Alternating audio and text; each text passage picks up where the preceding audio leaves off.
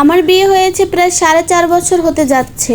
বিয়ের প্রথম দিন রাতেই আমার শাশুড়ি আমাকে ডেকে নিয়ে বলে, বৌমা, তোমার পেটে যেন কিছুতেই বাচ্চা না আসে, কারণ কিছুদিন পরে আমার ছেলে বিদেশে চলে যাবে। আমাদের লাভ ম্যারেজ ছিল, ভালোবেসে বিয়ে করেছিলাম আমরা। আমাদের বিয়ের 1.5 মাসের মাথায় আমার স্বামী বিদেশে চলে যায়। আমার স্বামীকে আমি অনেকবারই বলেছিলাম যেন বিদেশে না যায়, কারণ এই দেশের মাটিতে বসে যতটুকু ইনকাম করবে আমি ততটুকুতেই খুশি। কিন্তু আমার শাশুড়ি এতে বাধা দেয়। আমার স্বামী বলেছিল 1 বছরের মাথায় আমার স্বামী দেশে চলে আসবে, কিন্তু আজকে 4.5 বছর হয়ে গেছে, এখনো আমার স্বামী দেশে আসতে পারেনি। আমার স্বামী দেশে না আসতে পারার সবচেয়ে প্রধান কারণ হচ্ছে তার মা বাবা আর তার বোন। কারণ প্রথম বছর যখন আমার স্বামী দেশে আসতে চায়, তখন আমার শাশুড়ি বলে, তোর বোনকে দেখতে এসেছিল, পছন্দ হয়েছে, আগে তোর বোনকে বিয়ে দে, তারপরে দেশে আসিস। আমার শ্বশুর বাড়ির নিয়ম অনুযায়ী মেয়েদেরকে সকালে দেখতে আসলে বিকালেই বিয়ে, মানে সকালবেলা যদি গিয়ে কোনো মেয়েকে পছন্দ হয়ে যায়, তাহলে বিকালবেলা 10-15 জন বরযাত্রী গিয়ে পুরুষ মানুষ বিয়ে পড়িয়ে আনে। ঠিক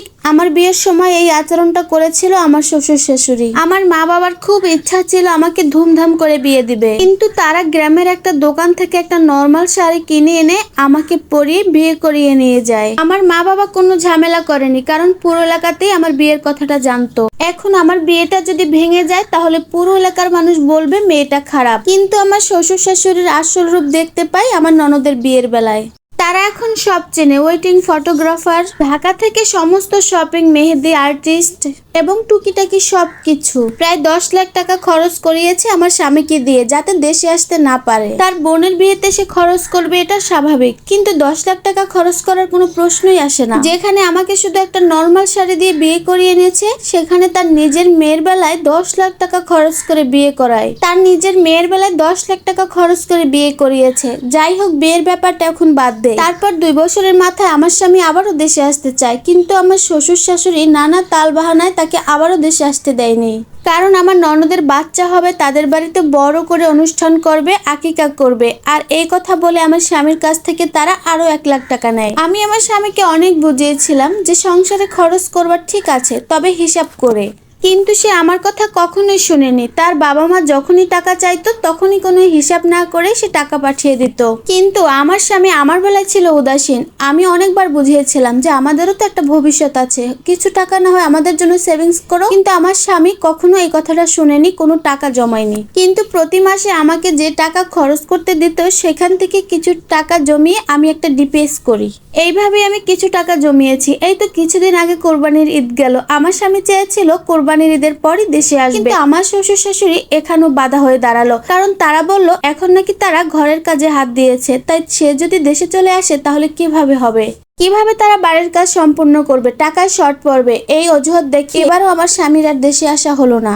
এই তো কিছুদিন আগে আমার শাশুড়ি তার রুমে আমাকে ডেকে নিয়ে বলল, বৌমা, তুমি এখন থেকে আমার ছেলের সাথে কম কথা বলবে, কারণ আমরা যখন কথা বলি তখনই আমার ছেলে দেশে আসতে চায়। তুমি তাকে কি বুঝাও রাতে? আমরা কি তোমাকে কোনো অশান্তিতে রাখি? আমার শাশুড়ি তখন আবারও বলে, আমার শ্বশুর নাকি দীর্ঘ বছর প্রবাসে ছিল, তাহলে সে এতটা দিন কিভাবে থেকেছে? তবে এটা ঠিক, আমার শ্বশুর দীর্ঘ বছর প্রবাসে ছিল, কিন্তু তিনি বিয়ের 8 বছর পর প্রবাসে গিয়েছিলেন এবং 3 বছর পর আবার দেশে ফিরে আসেন, এবং দেশে আবারও 4 বছর থেকে আবারও অন্য দেশে চলে গিয়েছিলেন। কিন্তু সে তার সাথে আমাকে মেলাচ্ছে, আমিও তার কথাগুলো চুপ করে শুনতেছিলাম। তাকে আমি কিছুই বলিনি। তবে আমার ভুল ভাঙে 5 দিন আগে। আমার ননদের হাজবেন্ডের সিলেটে পোস্টিং হয়েছে, তাই তিনি ওখানে যাচ্ছে। তিনি তার সবকিছু গুছিয়ে রাখতে বলেছে। আমার ননদকে বলেছে কয়েক মাস পরে সে তাকেও নিয়ে যাবে, কিন্তু আমার ননদ কিছুতেই তাকে যেতে দেবে না যতক্ষণ তার সাথে তাকে নিয়ে না যায়। 5 দিন আগে আমাদের বাসায় সালিশ বসেছিল, সেখানে 2 পরিবারের লোকজন এক হয়। তার মাঝে আমার শাশুড়ি চেঁচিয়ে ওঠে, বলে,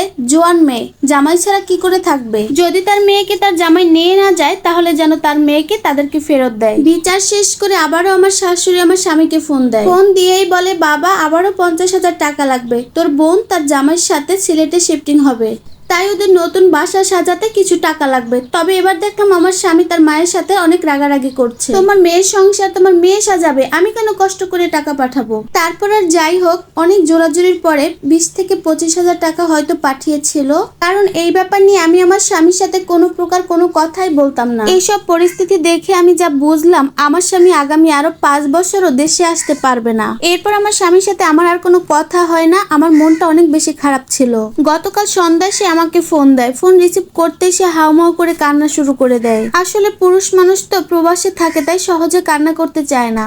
তারপরও আমাকে বলল, এতটা বছর প্রবাসে আছি, আমার পরিবার একটাবারের জন্য আমাকে বলল না বাবা তুই একবারের জন্য হলেও একটু দেশে আয়। আমার বোনেরও বিয়ে হলো, কতগুলো ঈদও চলে গেল, আমার বোনের বাচ্চা হলো, তারপরও আমার পরিবার যখনই আমি আসতে চাই তখনই আমাকে আসতে নিষেধ করে। আসলে প্রবাসীদের সবাই টাকা দিয়েই মাপে, যতদিন টাকা দিতে পারবে ততদিনই ছেলে ভালো, আর যখন দেশে আসতে চাইবে তখনই তাদের মুখ কালো। আর তারপর আমার স্বামী আমাকে যে কথাটা শোনালো সেটা আমি কল্পনাও করতে পারি। আমার স্বামী আমাকে জানায় সে 1 মাসের মধ্যেই দেশে আসতেছে। যদিও আমার আগে থেকেই পাসপোর্ট করা ছিল, সে এবার দেশে এসে আমাকে তার সাথে নিয়ে যাবে, সুন্দর একটা সংসার করবে। আলহামদুলিল্লাহ, আমি এতটুকুতেই খুশি। আমার স্বামী আমার জন্য কোনো সেভিংস করেনি, তাতে আমার কোনো দুঃখ নেই, কিন্তু দিন শেষে আমি তার কাছে থাকতে পারবো, আমাদের সুন্দর একটা ভবিষ্যৎ হবে, এটাই সবসময় আমি আল্লাহর কাছে চাইতাম। তবে এটা সত্যি, ধৈর্য ধরলে আল্লাহ কখনোই তাকে নিরাশ করেন না। আর এই সম্পূর্ণ স্টোরিটা একটা আপুর লাইফ থেকে নেওয়া। তবে একটা কথা বলতে চাই প্রবাসী ভাইদের, আপনারা কিছু টাকা হলেও নিজেদের নামে সেভিংস করবেন। অনেক প্রবাসী ভাইয়ারা আছে যারা তাদের বউয়ের কাছে টাকা পাঠাতে ভয় পায়, বউ যদি আবার টাকা নিয়ে চলে যায়।